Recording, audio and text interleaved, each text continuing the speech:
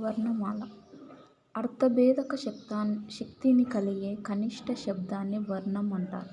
పాప, చాప. ఒక వర్ణం మారితే దానిని ఏకవర్ణ భేదం అంటారు.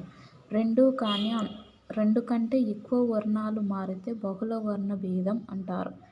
భాష అక్షరాల సంఖ్య. తెలుగు భాషకు 36 అక్షరాలు, ఆంధ్ర భాషకు 56 అక్షరాలు, ప్రాకృతం 40 అక్షరాలు, సంస్కృతం 50 అక్షరాలు.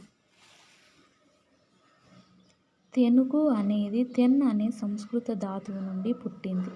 తెన్ అనేది తెనుగుగా మారి తర్వాత తెలుగుగా మారింది. తెనుగు అనే పదాన్ని మొట్టమొదట వాడింది నన్నయ్య భట్టు. తెలుగు అనే పదాన్ని మొట్టమొదట వాడింది పాల్కురికి సోమనాథుడు. వాడిన గ్రంథం బసవ పురాణం. అందక అనే పదం నుంచి ఆంధ్ర, దీని నుంచి ఆంధ్రగా మారిపోయింది. ఆంధ్ర భాషలో 26 అక్షరాలు కలిశాయి. అవి 19 సంస్కృతం నుండి, 1 ఇతర భాష నుంచి వచ్చింది. ప్రాకృతం ప్రకృతి సిద్ధమైన భాష. గాథ సప్తశతి గ్రంథాన్ని ప్రాకృతంలో రాసినది హలుడు.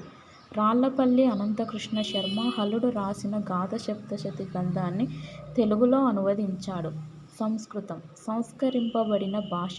అన్ని భాషలకు సంస్కృతం పుట్టినిల్లు. సంస్కృతంలో వెలువడిన మొట్టమొదటి గ్రంథం ఆంధ్ర మహాభారతం. రాసినవారు నన్నయ్య, తిక్కన, ఎర్రన. ఆంధ్ర భాష. అక్షరాలు 56, 3 భాగాలుగా విడిపోయాయి.